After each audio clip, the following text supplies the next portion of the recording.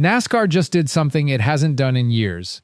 It summoned its biggest road course star to the hauler, mate, instead of hitting him with the rulebook. No penalty, no press release, just a closed door and a warning. Let that sink in for a second.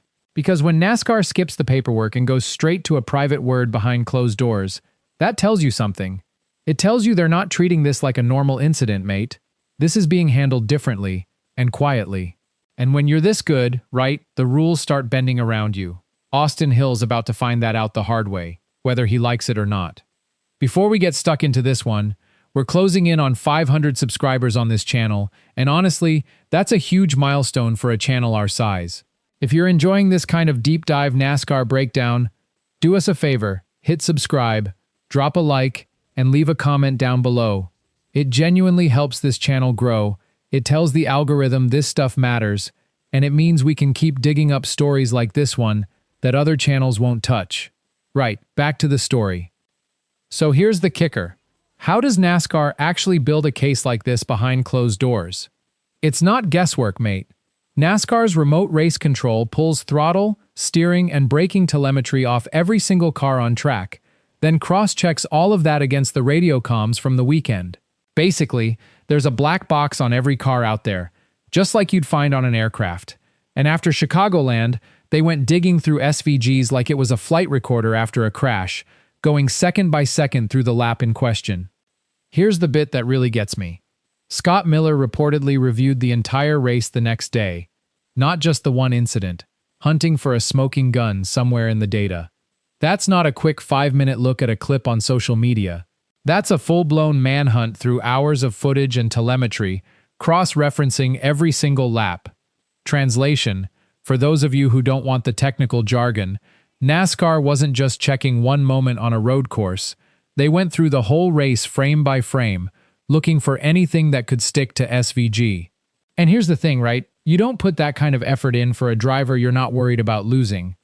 Now let's get under the bonnet of what SVG's actually said, because this is where it gets juicy, mate. As SVG put it himself, describing Hill's reaction in the aftermath, he backs up and resorts to threatening violence, calling it, in his own words, a weird thing. Fair dinkum, that's a bold thing to say publicly about a bloke who could be your rival for years to come on these road courses. And then he twisted the knife even further. Speaking about the incident afterward, SVG calmly said he was the more remorseful one of the two drivers involved. Sit with that for a second, right? That's not just a throwaway line for a headline. That's a driver, ice cold, putting his rival in a corner publicly without ever raising his voice once. It's not just SVG saying it either. One veteran crew chief, reacting to NASCAR calling a private meeting with zero penalty attached, put it bluntly, that tells you everything about who they're afraid to lose heading into the back half of the season. And a rival driver, weighing in on the apparent double standard doing the rounds in the garage, said plainly that if that was anybody else out there, that's a suspension conversation, not a quiet chat behind a hauler door. Two separate voices from inside the garage, mate, both landing on the same conclusion, and neither one of them works for SVG. But here's the thing nobody's talking about. This wasn't the first time NASCAR quietly reached out to SVG's team this season. There was another instance, months back, that barely made a headline at the time, and what happened next changes everything about how you should be reading this whole situation. Hang tight, because we're circling back to that one shortly. This is exactly the kind of story other channels won't dig into, mate. They'll report no penalty, slap a generic headline on it, and move straight on to the next race. We actually go looking for the stuff buried in the transcripts and the radio comms. And honestly, that's only possible because of you lot watching and backing this channel week after week. So if you haven't already, go ahead and hit subscribe. We're building toward 500 and genuinely trying to smash past it this month with your help. Right, let's get back into it. Remember what I said earlier about NASCAR quietly reaching out to SVG's camp earlier this season? Here's why that matters now. This Chicagoland meeting isn't an isolated incident, mate. It's part of a pattern. NASCAR isn't just managing one driver having a bad moment on a Sunday. They're managing their biggest road course asset, heading into a stretch of races where SVG is the outright favorite to win again. So think about it this way. If they're protecting him now, quietly, behind closed hauler doors. What happens when this rivalry with Hill boils over properly at a bigger race?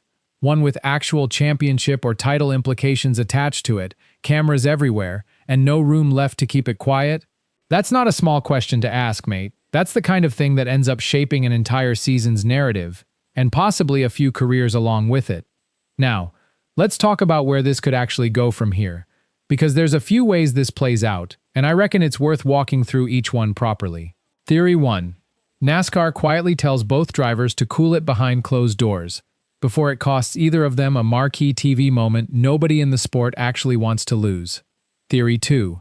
Hill retaliates on track again at the next road course, and this time NASCAR's got no choice but to actually drop a real penalty on somebody. Publicly, no more quiet meetings. Theory 3, and honestly this might be the most likely one if you ask me, this becomes a season-long grudge that follows both drivers from track to track, ratings climb because of it, and NASCAR just quietly lets it simmer in the background because it's genuinely good for business. Now, has NASCAR officially confirmed any part of this? No, not a word. Nothing here is coming from an official statement or press release. But based on the pattern we've just walked through together, the quiet meeting, the full telemetry deep dive, the total lack of a penalty, it's not exactly hard to read between the lines here, mate. Right, here's what I want from you before you go anywhere, mate. Type holler in the comments if you reckon NASCAR is protecting SVG because he's must-see TV for this sport right now. Or type double standard down there instead if you think Austin Hill would have copped a suspension for doing the exact same thing. I genuinely want to see which one of those wins out in the comments below. And while you're already down there typing, genuinely, drop a comment either way, hit that like button on your way out, and if this one got you thinking, do me a favor and share it with another NASCAR fan who'd want to see this whole breakdown. That's honestly the single biggest help you can give this channel right now. It costs you nothing but a few seconds of your time, and it's the exact reason we can keep chasing stories like this one instead of just repeating the press release. Because here's what's coming next, and trust me, it's a good one. What SVG reportedly said about Hendrick Motorsports right after walking out of this meeting. That's a completely different story on its own, mate, and it changes the way you look at this whole rivalry. One NASCAR really doesn't want getting out to the public, and one we're not letting go of. If you enjoy real NASCAR breakdowns like this one, you'll like what's coming next.